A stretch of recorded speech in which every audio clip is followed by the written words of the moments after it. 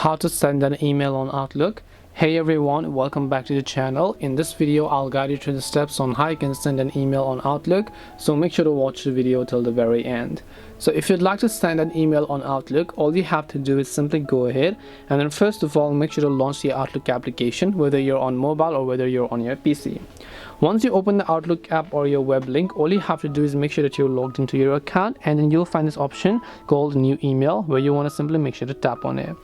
All you have to do is simply make sure to enter in the person's email address whom you want to send an email to.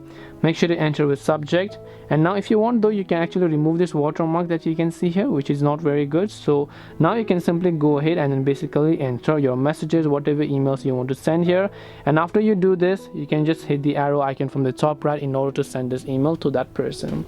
This way you will be able to send an email on Outlook. Hope this video was very helpful.